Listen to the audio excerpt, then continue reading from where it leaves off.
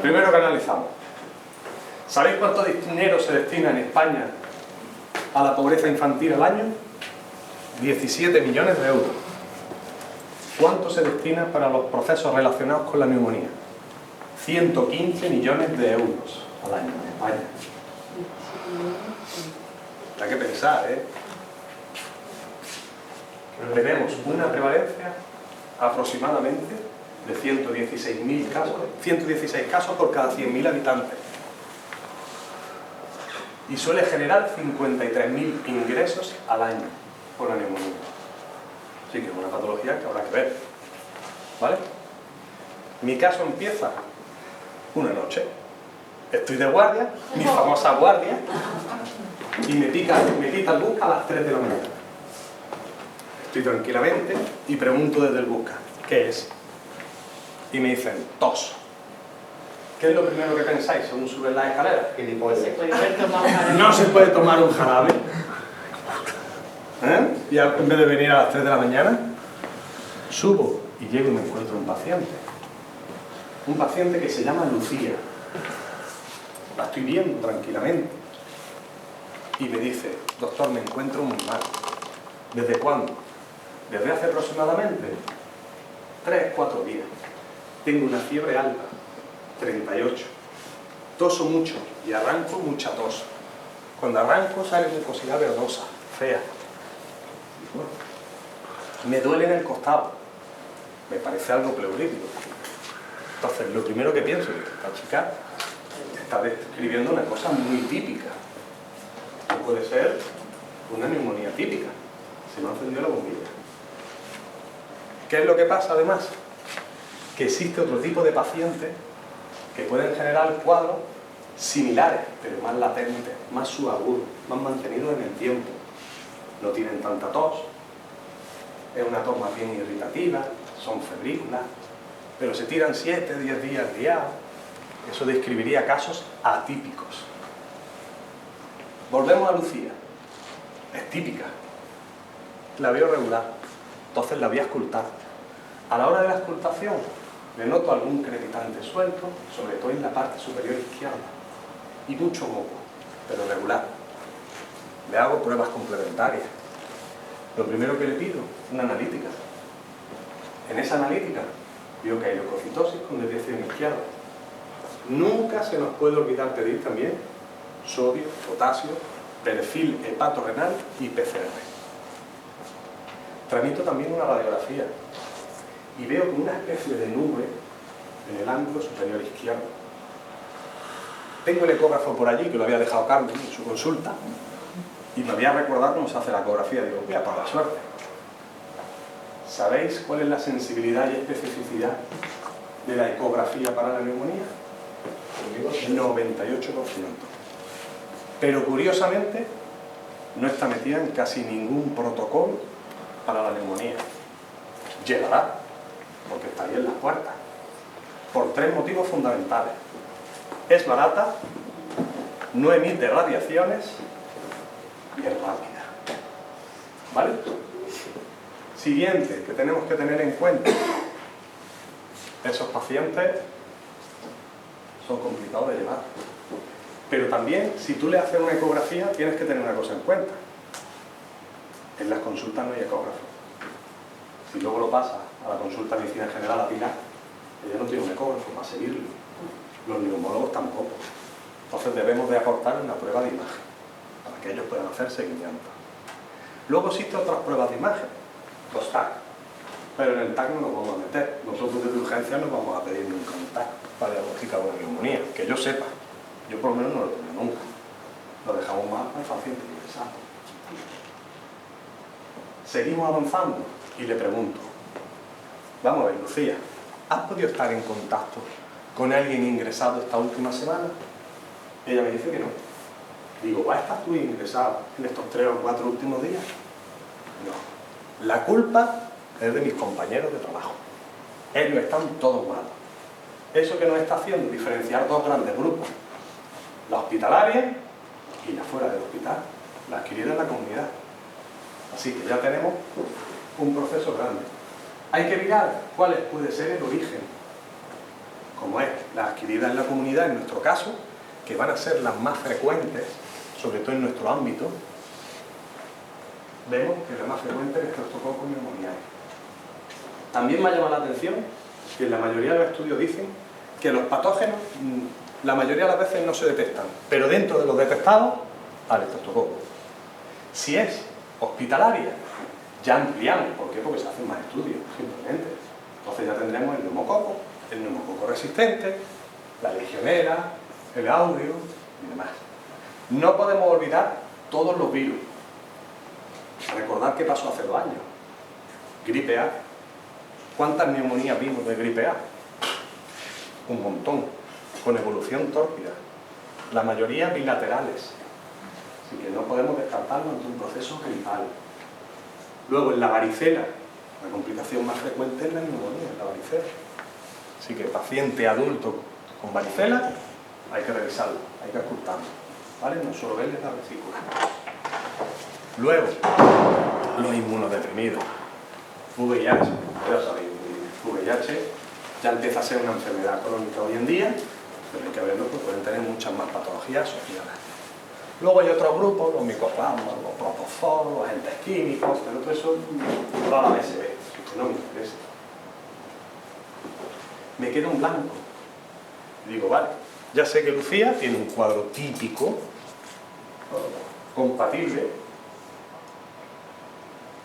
con esto. Y digo, ¿y ahora qué hago? ¿Qué tratamiento? ¿A dónde voy tirando? Pues son las 4:30 de la mañana. ¿Qué es lo que hago? Llamar al relevo. Con mi compañera le digo, macho, me he quedado en blanco. Tengo una chica regular. Ahora hizo un proceso de neumonía típica, pero de ahí no sé ahora qué hacer. Viene mi compañero, que hemos ampliado plantilla, y le digo, Jorge, qué buena cara tienes, ¿eh? Son las 4 de la mañana, yo no sé qué haces aquí con esto, en vez de centrarte en otras cosas. En el cine o en la televisión o en lo que sea. Y él me contesta, I'm fine. Bueno, bien, te encuentras bien, me alegro. Y me dice, lo primero, ¿cómo se llama tu paciente? Y ¿qué tendrá que ver? Me dice, es muy importante. Estamos valorando pacientes, no pruebas. Le digo, pues es Lucía. ¿Y cómo está Lucía? Le digo, pues Lucía está regular, pero aceptablemente bien. Y el entorno de Lucía, porque Lucía puede ser una abuelita demenciada, que la cuidan los familiares y le da igual, o está sucia, o la dejan en una residencia de ancianos. Entonces eso va a incrementar sus probabilidades de evolución tórpida. O es una paciente joven, pero tiene problemas de alcoholismo, o una vida social desestructurada. Todo eso no viene en las estadísticas, y hay que mirarlo también. Entonces, vamos a usar unos protocolos, unas escalas para una orientación. ¿Cuáles usamos? 2. La escala de Fine y la de Kurz 65. La de Fine es la más completa. Tiene muchísimas más variantes, pero tiene un problema a mi gusto. Que hay que ver el pH arterial, hay que hacer una gasometría arterial. Aquí hacemos pocas. Deberíamos de hacer más. Y si no te muerde la lengua. Estuvimos hablando, Luis, con lo de los gases. Yo siempre con la de Fine tenía la costumbre de que si el saturímetro era de menor de 95 no hace falta la gasometría arterial. La gasometría o es venosa o la das por hecha, no sé, que le veas muy mal estado general al paciente. ¿Vosotros hacéis eso también o hacéis los gases? Realmente te puede pasar la saturación y no aplicarla porque su saturación menor y no precisa una gasometría arterial, efectivamente. Hombre, otra cosa que te encuentres con un 94, que no, volvemos a lo de antes. Volvemos a lo de antes. Volvemos a lo de antes. ¿Cómo está Lucía? Hay que ver siempre al paciente. Luego, Kurt. Lo que pasa que el tema de la saturación aquí, sí. Hay que valorar al paciente muy en su conjunto. Quiero decir, es más, nos viene mejor más el pH, aunque sea venoso, que la saturación, o la saturación medida y valorada junto con la frecuencia respiratoria. Claro, sí, pero es decir, muchas veces nos fijamos solo en la saturación y resulta que el paciente está a 30 respiraciones por minuto y no lo parece. Sí. Y no lo parece. Eso pasa mucho. Hay una franja de frecuencia respiratoria donde, como tú no midas la frecuencia respiratoria, te crees que el paciente está euneico. Y está a 30 respiraciones, y 30 respiraciones está taquipneico. Entonces, ahí hay que tener cuidado en valorar la saturación por frecuencia o un pH venoso. Interesante pregunta. Seguimos avanzando. La siguiente escala es la de Kurz 65.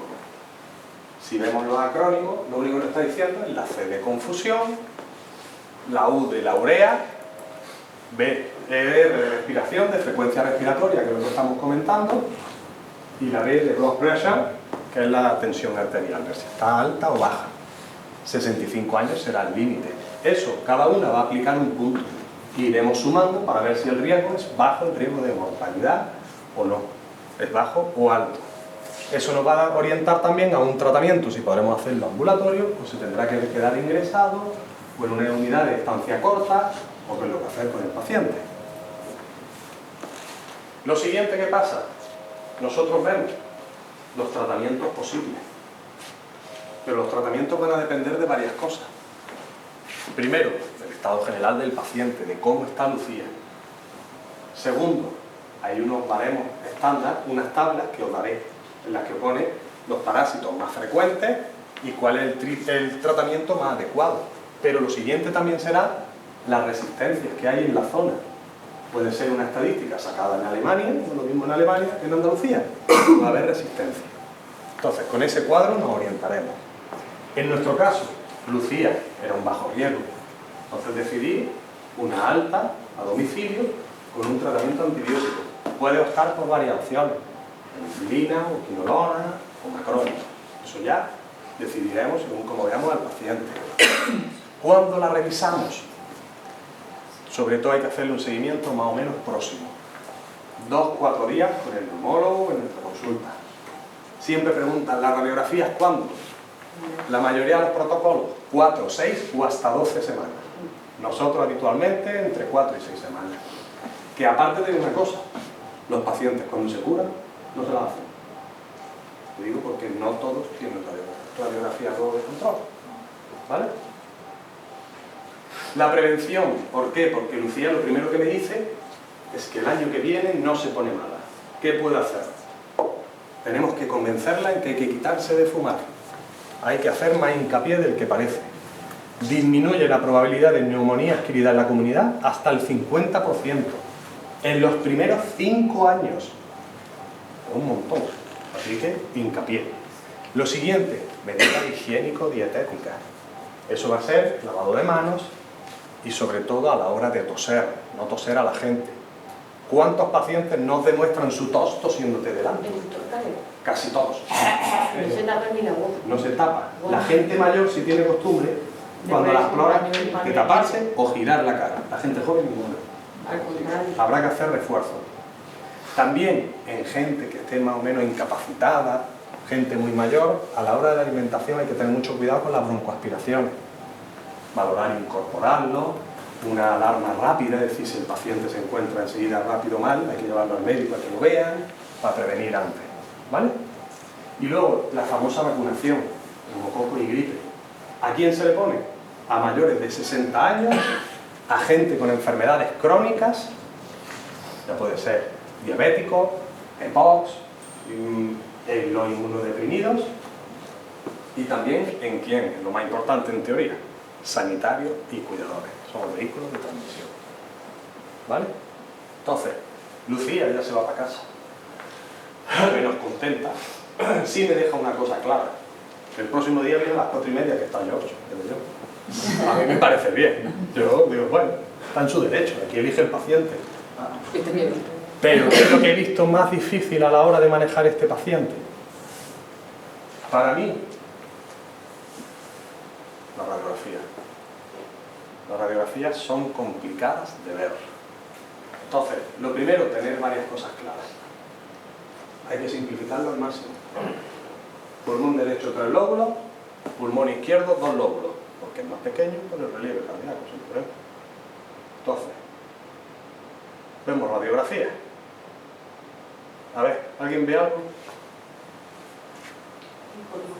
Densidad para cardiaco izquierdo, ¿no? Ahí está. En el inferior izquierdo, efectivamente. ¿La apago o se ve bien la luz? Se ve bien, ¿no? La siguiente. Tenemos un antes y un después. Generalmente es un mayor y condensación en el lóbulo medio. Esa está 30 de abril y la otra el 25 del 5.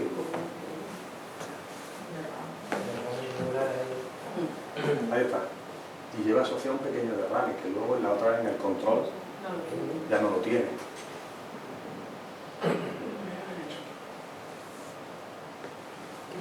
La siguiente, dime. Hay que ¿La poner anterior? las dos proyecciones para valorar una placa.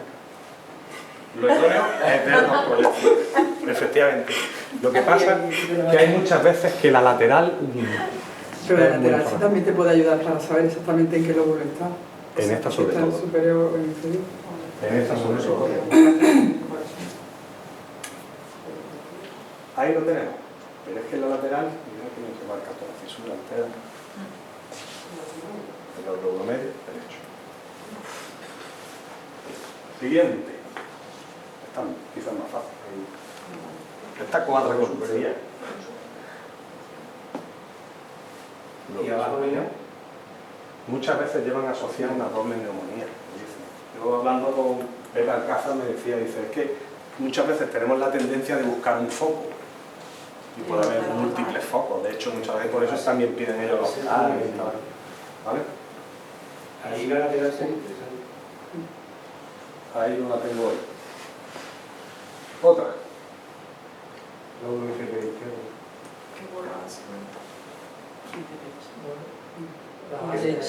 Y el izquierdo, si el izquierdo tiene largo.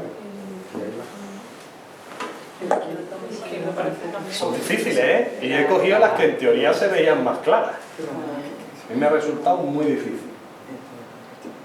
Luego inferior. Y desde aquí arriba a la derecha. En el izquierdo también, en la base. El izquierdo veo más claro que el derecho. Abajo. Arriba a la derecha. Ahí arriba. No, abajo de la En la clavija. base izquierda. Ahí.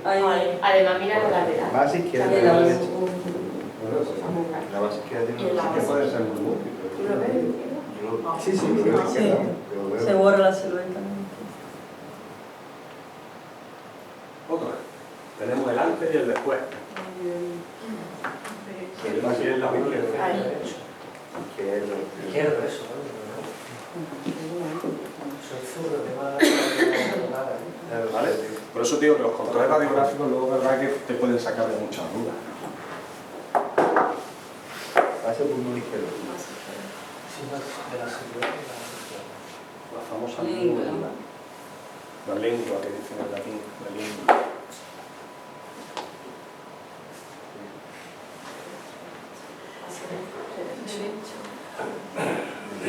Es el inferior derecho.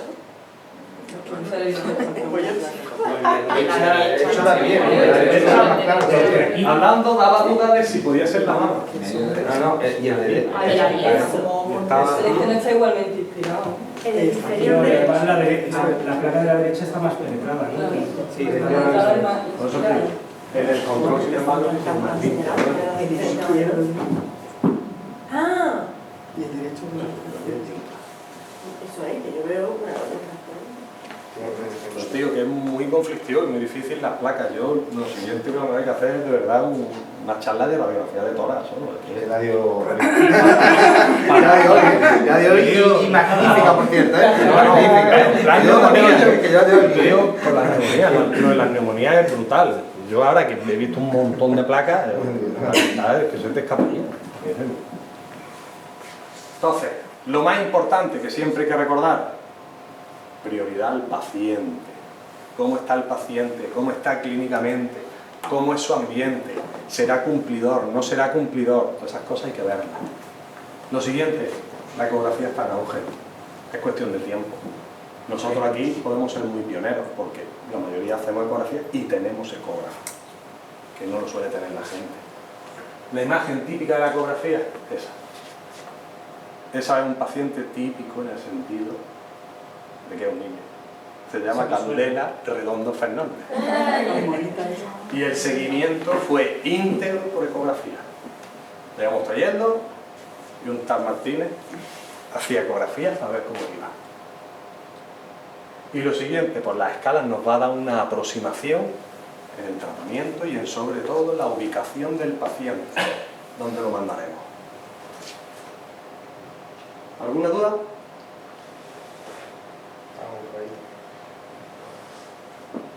Pues ya hemos acabado. Y Luciano, Luciano es muerto, va a tener una...